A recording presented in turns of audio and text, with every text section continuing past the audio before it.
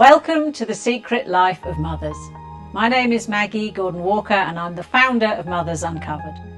Join us as we explore and share the incredible hidden stories of mothers when life has thrown at them challenge. Discover how the skills we learn in matrescence, which means becoming a mother, can teach us about more than motherhood. They teach us about unconditional love, resilience and acceptance. I'm joined today by Chloe Saunders.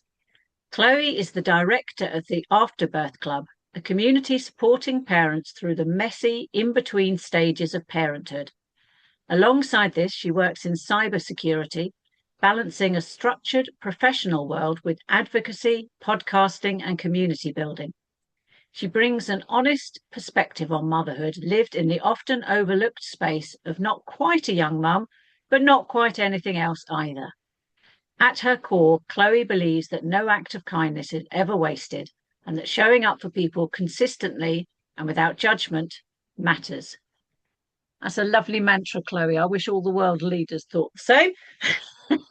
Unfortunately, not so, Chloe, welcome to The Secret Life of Mothers. Thank you so much for having me. So excited. It's great to be able to talk to you. So can I ask, Chloe, where in the country are you based? And is this the same area as you grew up? So I've stayed in the south. I was born in London, actually, but then moved down to Gosport, grew up in Gosport, and now live in Chichester. So I didn't grow up here, but it's become home for me because this is where my children were born and it's where my community is. So as an adult, as a mum, this is my home now. Stayed south in the West Sussex area. Great. So, Chloe, what would we need to know about you to understand how you would describe yourself as a mother? I think I'm a very real person. I say things as they are, often with love and being present in the moment, and often, maybe not so much now that I am a mum, but before saying what I truly thought may have got me into a little bit of hot water. And that's mainly just come from my advocacy point of view. I think I've always tried to speak up for things that I believe in. You can ask anybody that knows me, loves me, cares about me. I've always got something to say. I could talk to a sofa about a potato. Honestly, I love to chat. And I think that authentic side of me really comes out, especially when I care about an issue. And I'm quite happy with being imperfect. I like to show up for those around me. I'm very good at asking for help and believe that connection matters more than getting everything right. And I have the perfectionist in me, but actually at the end of the day, there's just not time for it. So to start something or get something done is better than to have it done perfectly. Although deep down, I'm desperately trying to reach that 100% all of the time. So I think loving, present, and trying my best is who I am. Sure, yeah, absolutely. And I'm sure your kids value that because you show up for them and you tell them that, I'm trying my best, trying to be perfect, but actually no one's perfect, but I'm here for you, which I think is a really important thing. And also, I think it's so good to be able to ask for help because people find that hard. I think particularly you and I are both English. I think English people find that very hard. It sort of cracks into that whole reserve of like, I'm fine actually. Everything's fine. And it's actually, that doesn't serve us well. It really doesn't. There's a balance, obviously. You can ask too much for help and it's like you need to be resilient as well, but there's definitely a happy medium. So that's Of course. fabulous. So yes, your story. So you said, you're in that space between not quite a young mum, but also quite a young mum. So do you want to tell our listeners about your journey as a youngish mum and your age when you had a child and all the thought processes, etc. behind that? Yeah, absolutely. So I was 24 when my first was born, and I was the first of my friend group. I didn't really know any other pregnant people with kids, other than my mum's friends. So for me, it was a really funny little space to be in. I had lots of family support and general friendships. I had like a lovely network in that sense, but I didn't have the mum support that I kind of didn't realize I would need. So it was incredibly isolating at the beginning with my first. And when I was younger, I suffered and struggled with depression and anxiety. And I think that kind of resurfaced when I became a mum. And all of that was like becoming a mum, and the motherhood itself was quite triggering, and old feelings do come back. And when you have a great network of people who want to see you win, it's amazing. I think what I struggled with is that I didn't have anybody also going through it.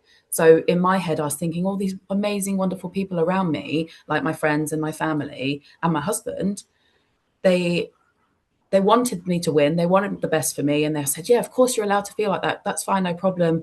You've got this.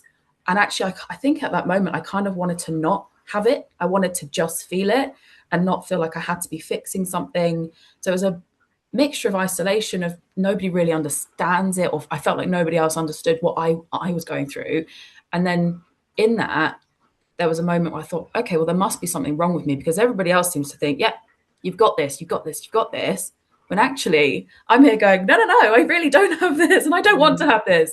And I was worried about asking for support, or didn't really know how, I didn't have the words for it, because everybody was telling me it was fine.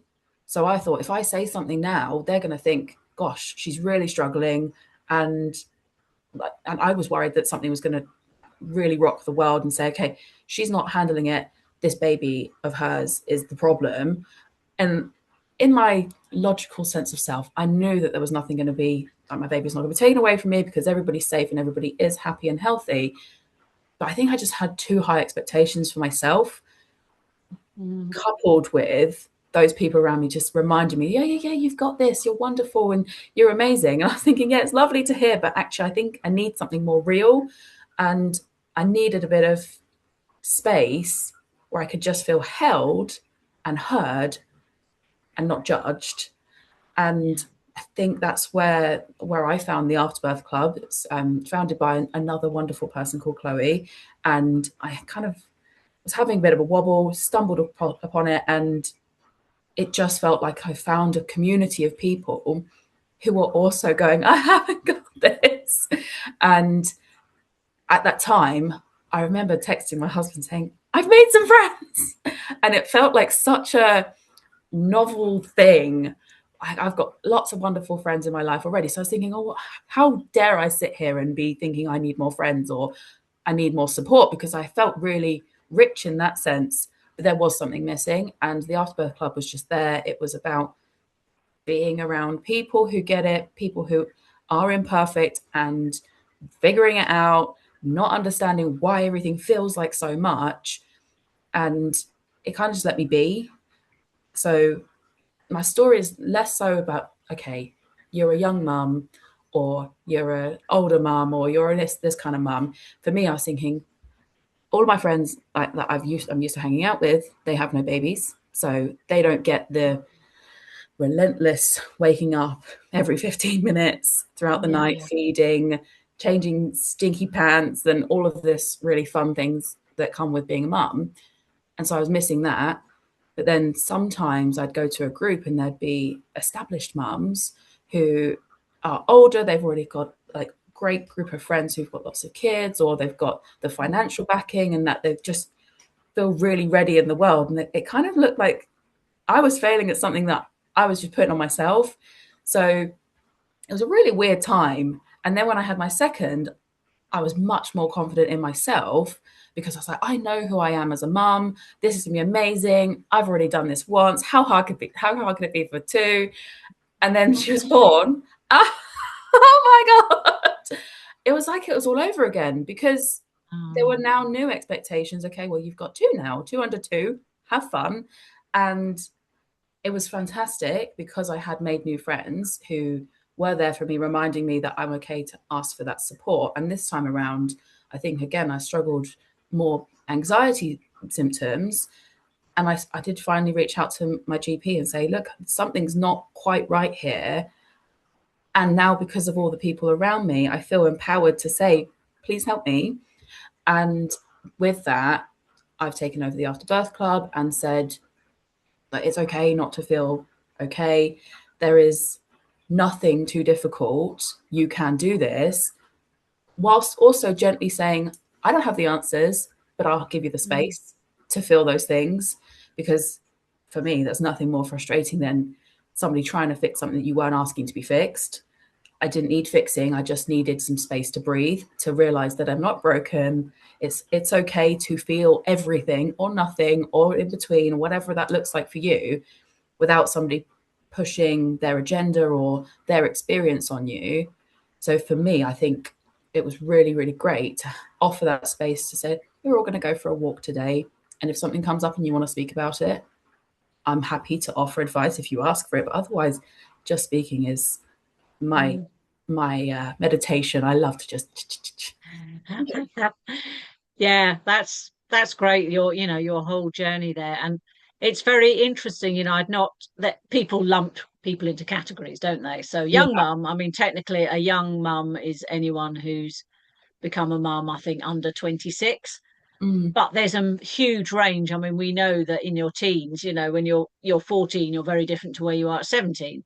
As you yeah. get past 25, the gap shrinks again. But the sort of perception of a young mum is someone who's got pregnant accidentally, a young girl of about Mm, 17, 18, who's, in crisis and doesn't know anything.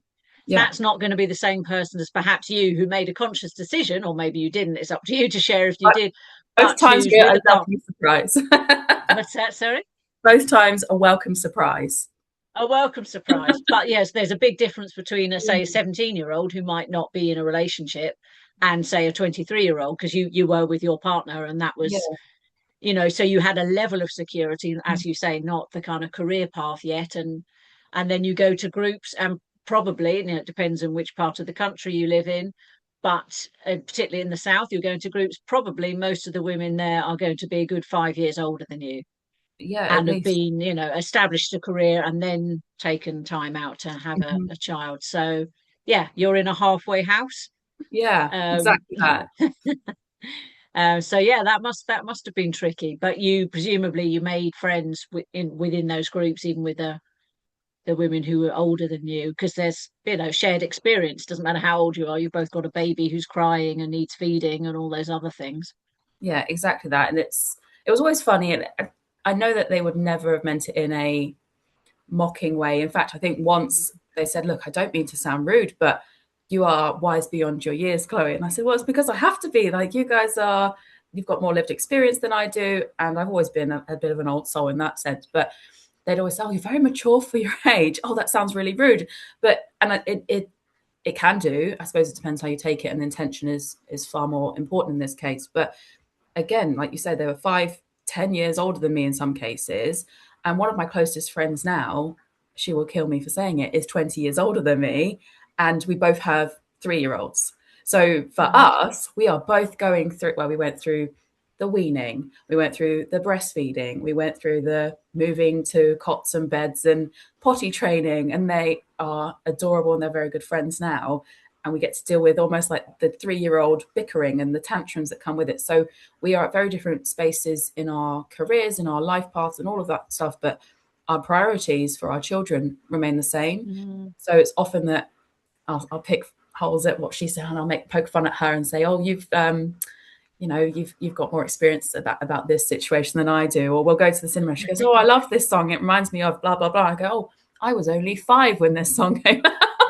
So Thanks. yeah, exactly. And she does the same. She goes, "Well, you probably don't understand, Chloe, because you're just a baby." And it's very nice now to have that.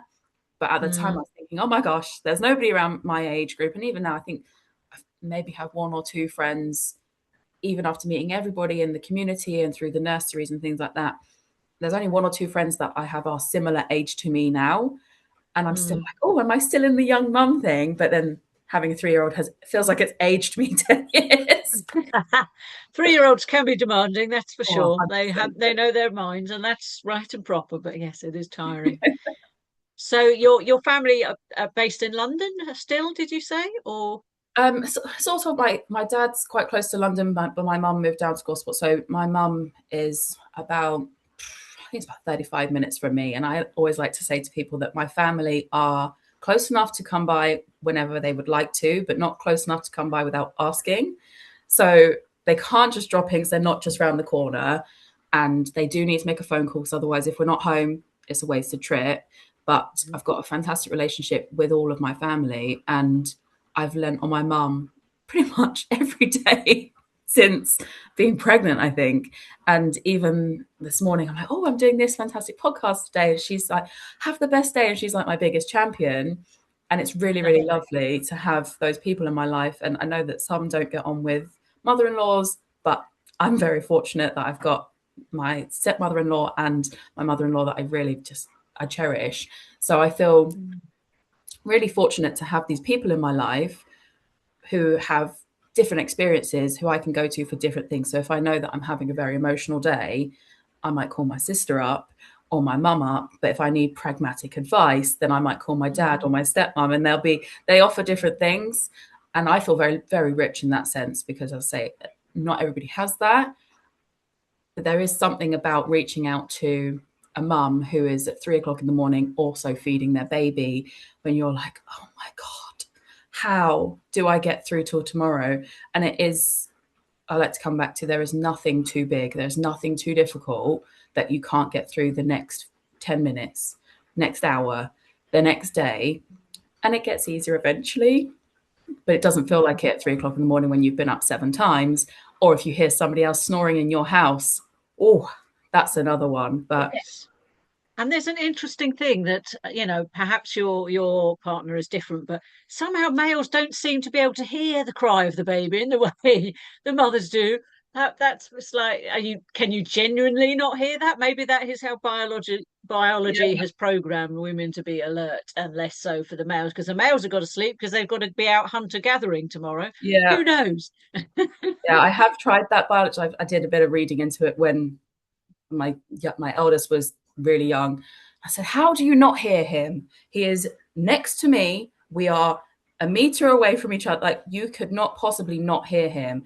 So I did some research into it, and I think there is a biological thing, and you are right. They are attuned to different sounds. So a big crash in the night, he would more likely hear it than the whiny baby. But I would not recommend telling your husbands or your partners that information because they don't drop it. Because even after the youngest was born, he again said, well, I'm a man, I can't possibly hear that. I said, that's okay. I can push you out of the bed and you can go and handle it. Right. So, yeah, And of course, a lot of women are in same-sex partnerships, so who knows what yeah, happens there? Who knows? Well, we haven't got the money to make a exactly. study. It's interesting though. It's interesting. Uh, so looking back a bit, you touched on the fact that you struggled with depression when Mm. you were younger. Is that something you're happy to talk about, and how it re-emerged as a mother? Yeah, absolutely. I think it's one of those things you don't necessarily know where these chemical imbalances come from or the susceptibility to anxiety and depression. So with me, I don't really know that there was any one trigger.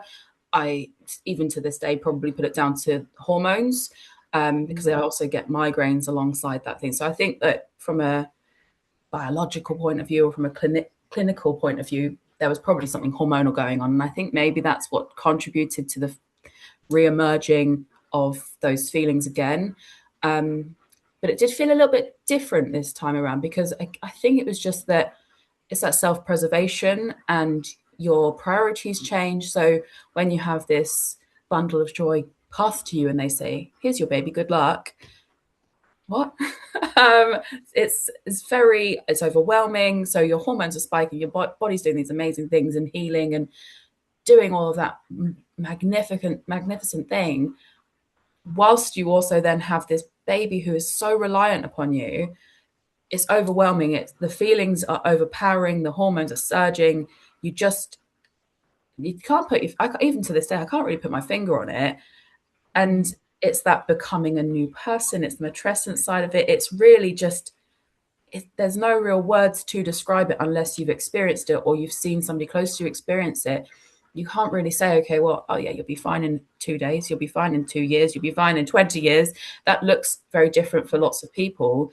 And I think because I'd experienced that depression in the past, it just felt so closely linked to that. That was the only thing I could really think. It's like, this is so overwhelming. And I just feel awful and all of these not great things.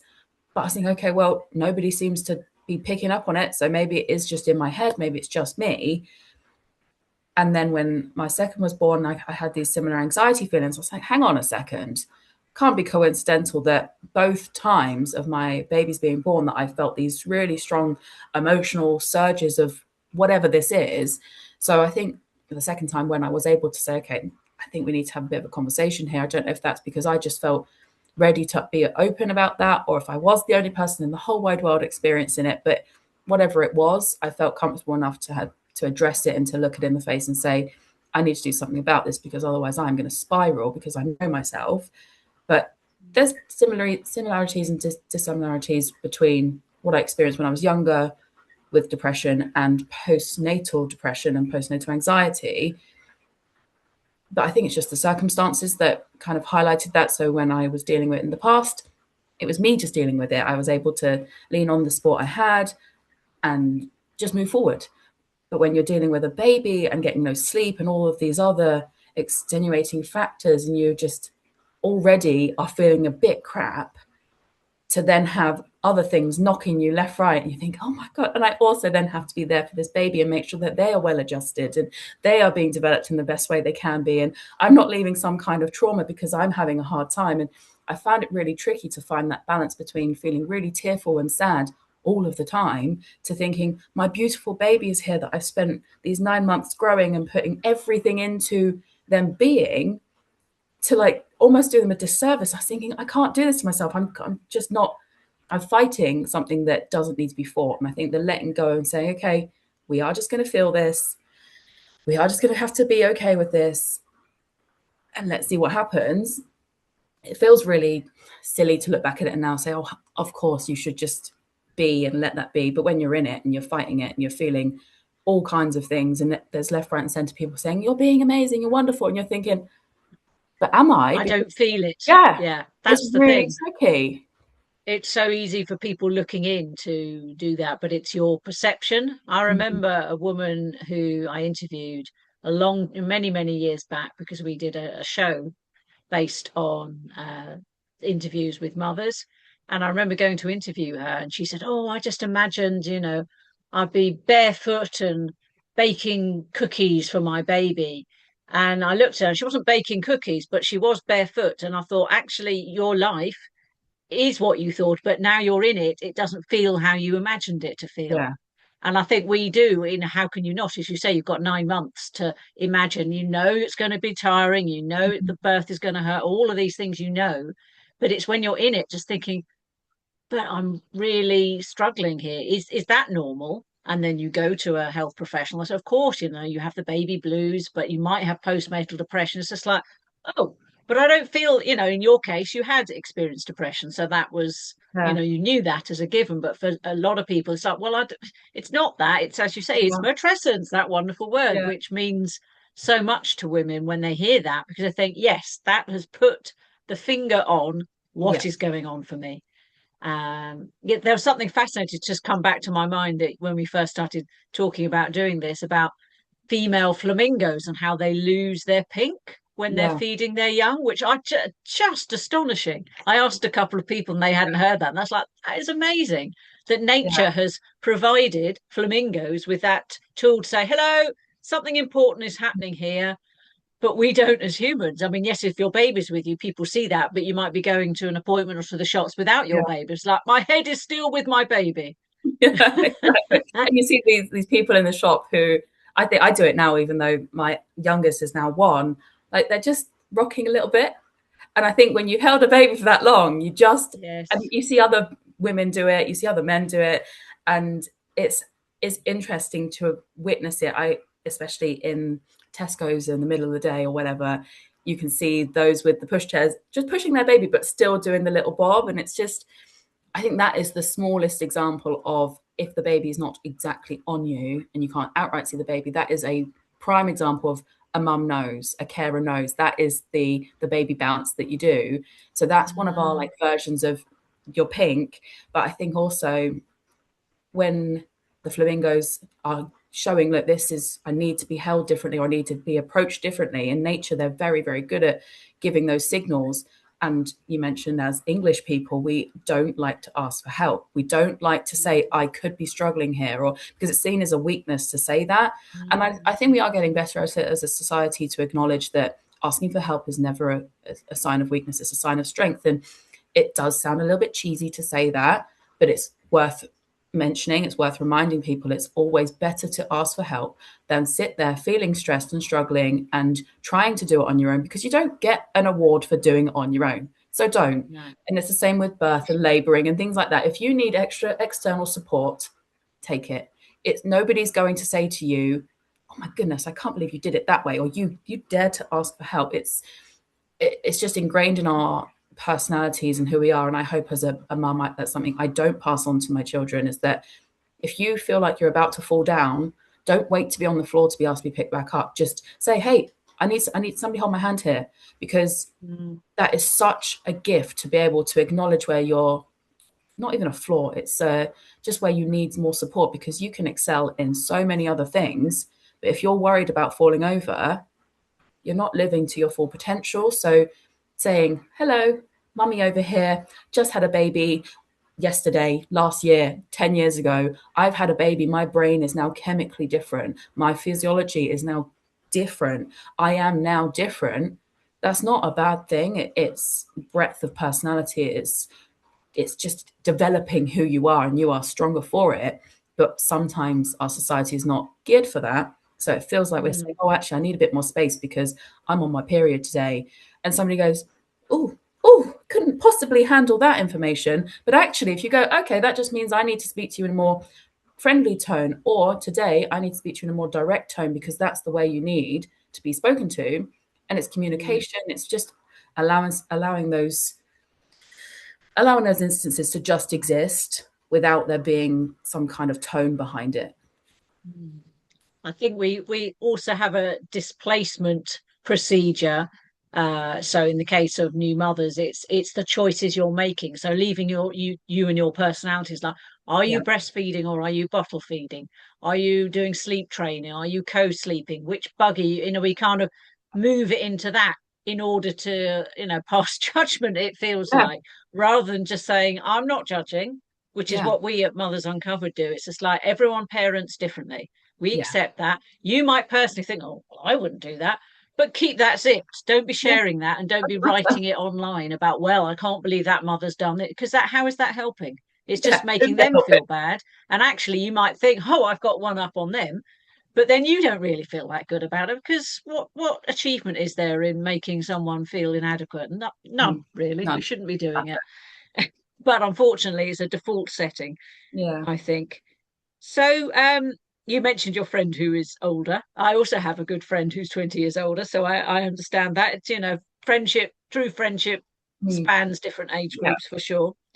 Um, were there any sort of particular instances where you felt quite patronized or belittled, either by another person you met in a group, or, in a healthcare setting, or by a healthcare provider? And are you able to share any of that with us? Yes, there is one that particularly stands out, because I think from friendships and just general society, as you say, like it doesn't prove to make somebody else feel inadequate, but we can't help ourselves sometimes. But I think in healthcare settings, they should know better. There should be a default of intending to be kind. And that's what I fall back on, is that if you're going to do anything, be kind, because it won't be wasted. And I had an instance where I went in to, it was when I had reduced baby movements. So I went into my triage, I called them up as you're supposed to, any kind of change, give them a call. And I will always be that person to say, just call. It's better to call. It's always better to speak to somebody who is going to make you feel better, reassure you that there's nothing going on that needs to be dealt with, or whatever that is. So I called the triage line, got booked in, went over to the unit, and most of them were fantastic. They said, yep, everything looks fine, baby's okay, all good. And I'd say an experienced nurse, I don't know, she came over, she said, oh, must be your first baby. And this was my second pregnancy. And so it took me aback a bit. I said, oh, no, why'd you say that? Oh, you're getting a bit worried, and it's all for nothing. Like, it's all okay. And it almost felt like, sorry, I've spent both my pregnancies, unfortunately, I was very, very sick and I had HG with both. And so I'd been in and out of that mat unit. It was almost like a second home at one point. So I'd seen a lot of the staff there, and they said, if you ever have any concerns, always come in. And she basically just went, what are you doing in here? You are being ridiculous. Where's this hysteria come from? And I thought, hang on, that's really just Hysteria. They actually used the word hysteria. no. She Okay. implied that's what I was doing, Right. and I thought, okay, maybe I'm being a bit sensitive here. And she said, oh, you know, we get a lot of first time mums come in quite often, like revolving door kind of comment. And I was a bit like, I was taken aback. I almost, and I love to talk, almost had nothing to say. And I said, no, that's not the case. Second baby, just, I know it's really important to come to the unit if you've got any concerns. And she said, oh, and you could see that she kind of was, oh, whoops, I've spoken to the wrong person the wrong way here, because she's going to stand up for herself. Maybe a first time mum wouldn't felt that empowerment, but I did. No. Like, no, second time baby, you know, just checking out that everything's fine with them. Like, because, you know, that's what I know is the case. And she, to her credit, sort of stopped herself and oh, yeah, okay. But it was the way that she looked at me as still a young mum, which I love to hear, as a young person coming in with no obvious signs of anything being wrong, but it was just a gut instinct. Okay, there's a bit of reduced movement here.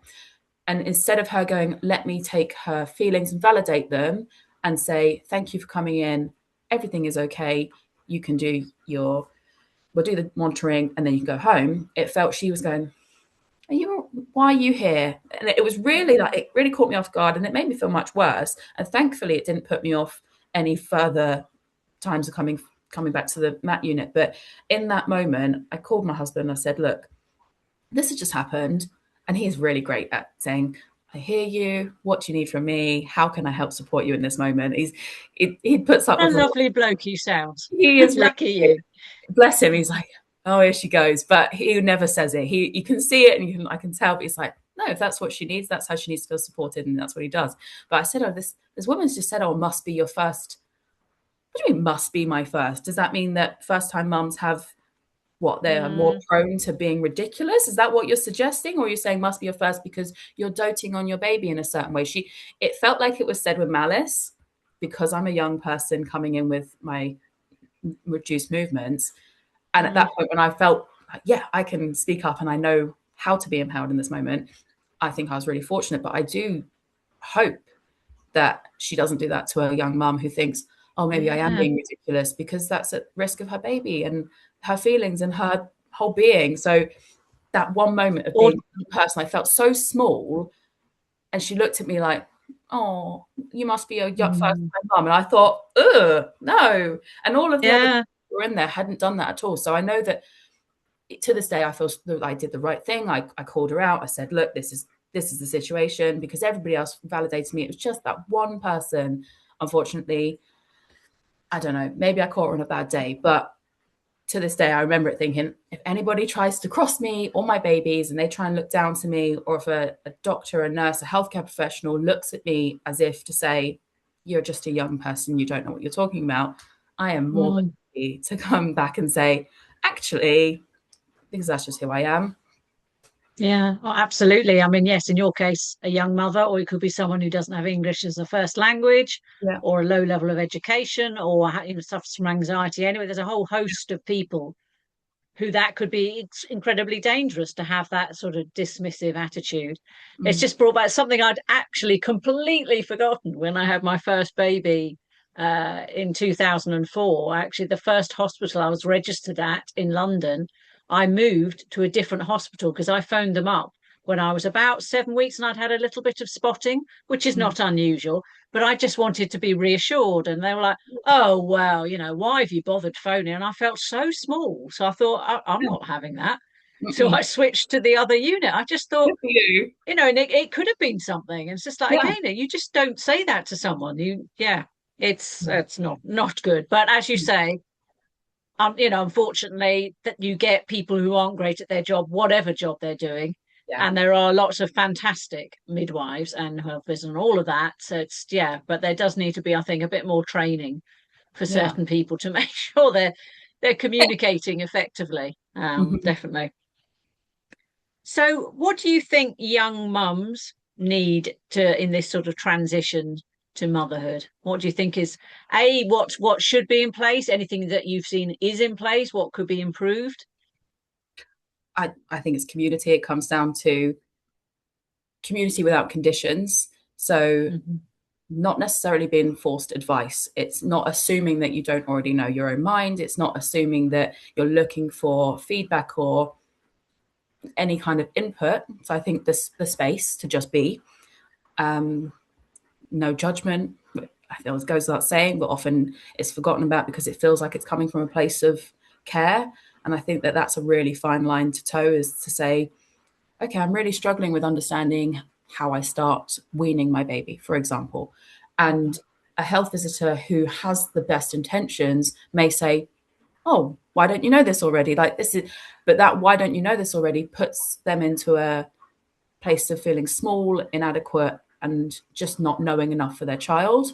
So if somebody's asking the question, don't approach it with judgment. So having a space to say, okay, well, this is what the reading I've done is I've read about X, Y, and Z, and then offering, oh, did you know about babies under one aren't supposed to have honey? And maybe leaving that space open, like giving them a space to go, oh, actually, I think I did read that somewhere, but I wanted to ask why, or does that include when it's baked? Or I know that's a really specific example, but I think it's just a space to sit, listen, and remind them that they're doing okay. They are doing a great job, but if they don't feel like it, that's also okay, because you need that validation, especially as a young person who's still trying to work out your own mind. And somebody says to you enough times the sky is green, you're going to go, okay, well, the sky must be green then, because you've heard it so many times. You're okay, you're okay, you're okay. Oh, okay, I must be fine. This is what okay must feel like. And then suddenly at some point that you get your pink back, the baby blues go away, or your baby is 1 now, or your baby is 3 or 5 now, and you suddenly go, oh, I wasn't okay. I wasn't okay in that moment, and I now feel okay. And it really just gives that almost like shift to acknowledge that moment was tough. That moment was really hard. That moment was messy or horrible or whatever it was for you. And it's okay for it to be a bad thing. Equally, if it was good, then wonderful. That's amazing for you. And I'm really pleased. But telling young people they're okay, you're doing a great job. Yes, there are times to hear you're doing a great job, but there are also times to just let them feel rubbish. And I think that having that space is something that even now is not, it's not often available, and it's Mm. not freely available. People don't necessarily know that it's available, I think, is the other problem. I didn't know that the Afterbirth Club was going to be a great place for me to be and just exist. And there's something else in Chichester recently popped up called The Village, and they hold space for people to just be. And it's come as you are kind of vibes. And Mm.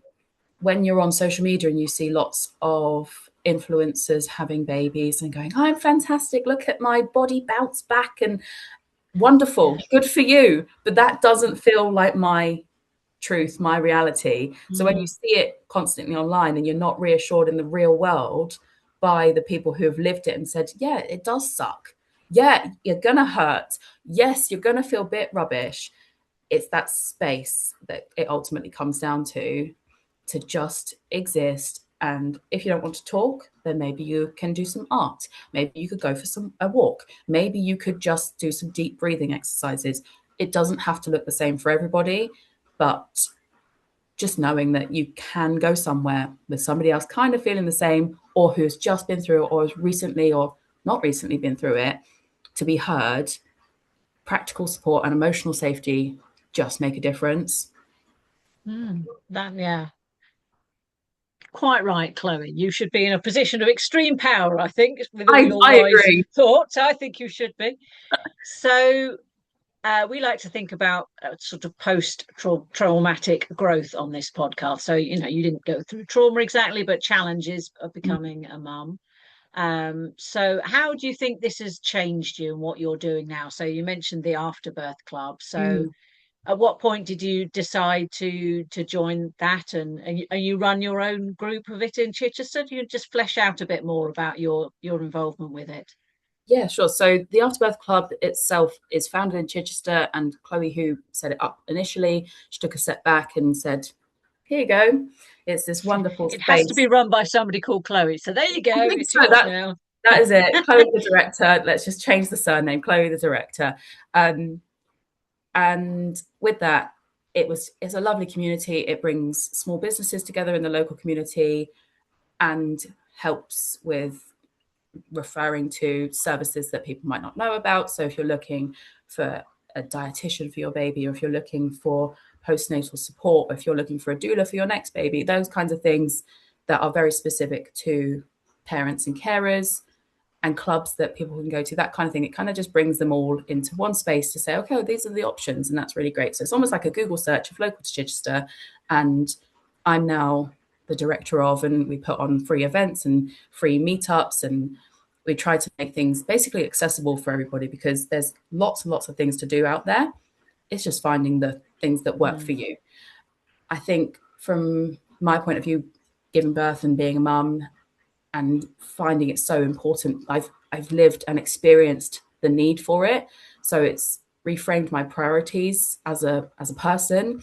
I think it's made me braver. I'm happier to speak up about things that I wouldn't one-on-one be happy to talk about. But actually now, if I see something that I'm like, oh, actually, I think somebody might need a bit of support there. If a mum is struggling in the street with a carrier, I'm like, oh, hello, can I help you?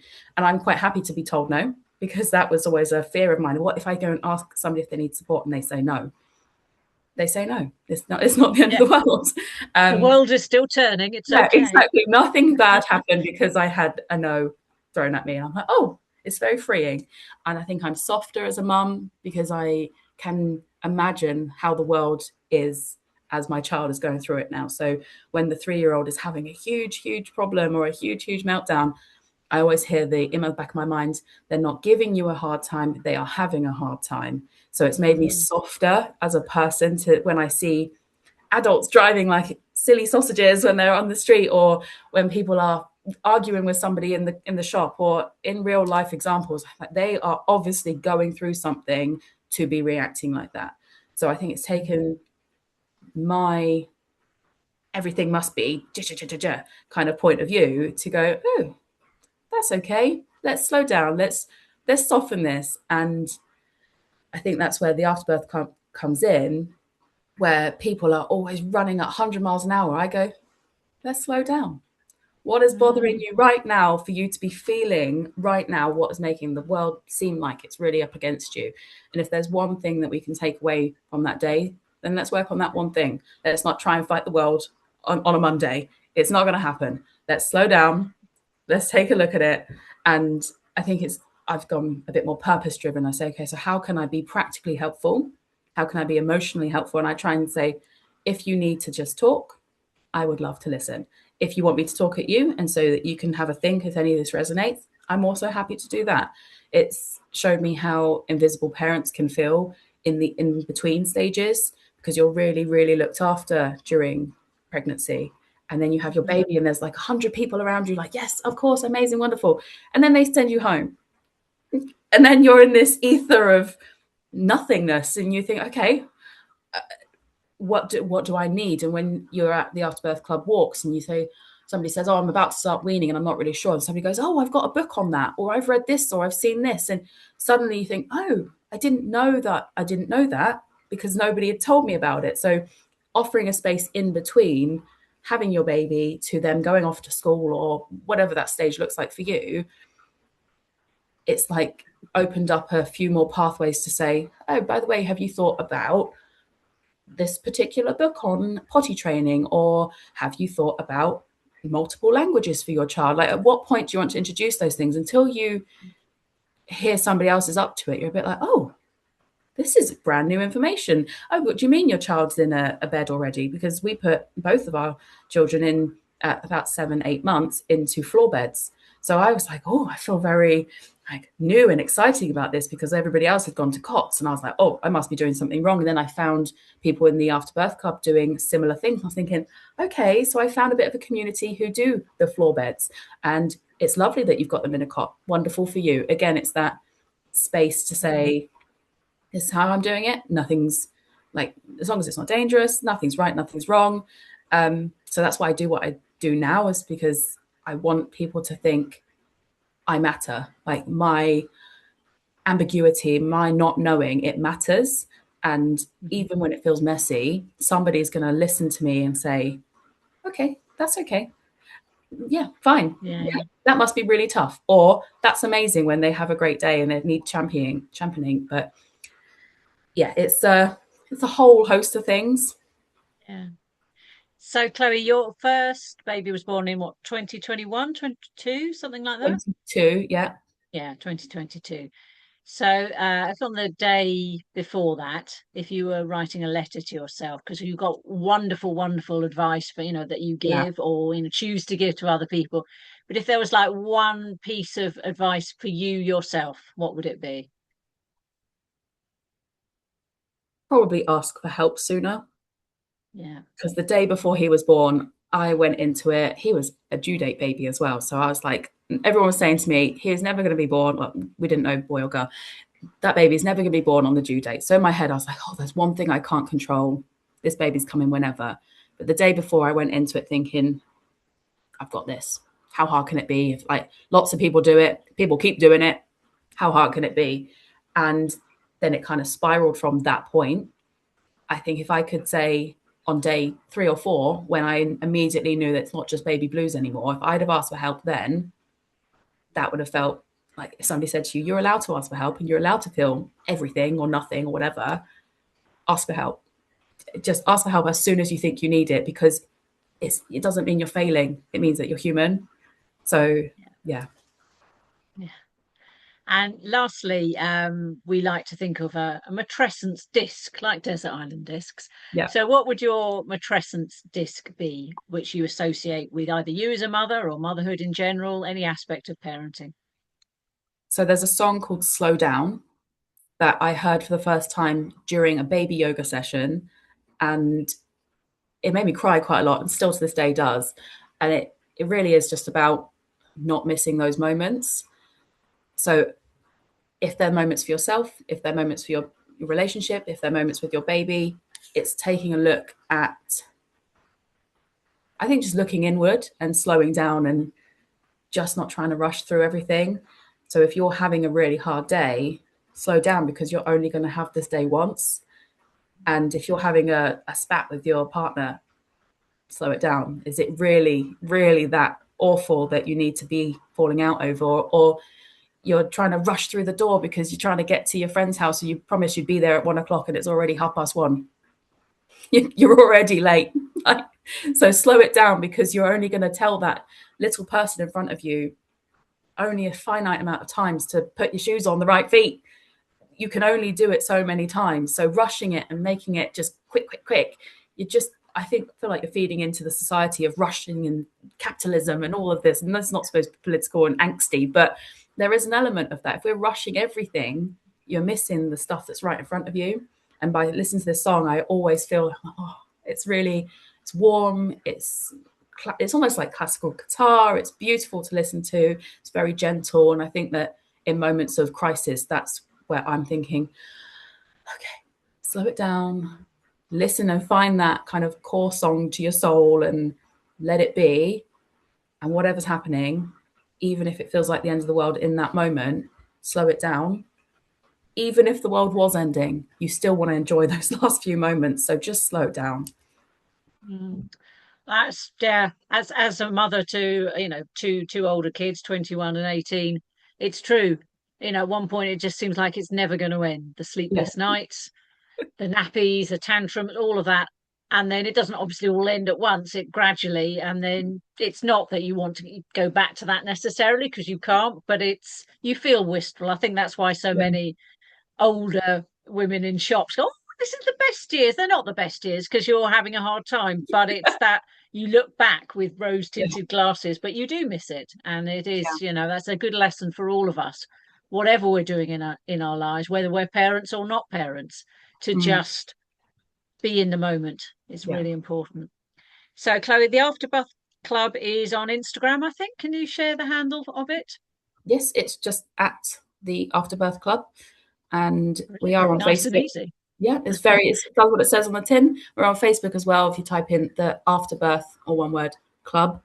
And our website is up and down, but we often update it with local things that are going on. And if anybody ever needs just to listen or just to be spoken at, I'm always available. And if I'm not available, then I've got lots of connections of people who are just selflessly volunteering their time. And I know that the work that you guys are doing at Mothers Uncovered as well is just fantastic. It's so needed. So I like to see the Afterbirth Club as sort of like a Chichester's version. So yeah, it's a really nice place to be. And I like to say, if anybody's got any questions that they want to put out to the community, so if they are looking for a ballet class, for example, or if they're looking for, oh, my baby's doing this one thing, why? Ask the question, we can put it out there, and I can share those responses. So it's almost like a forum, but it's a little bit looked after your piece. So you're not going to get lots of adverts to say, buy my baby class, buy my new outfit, buy my bottle feeder, whatever.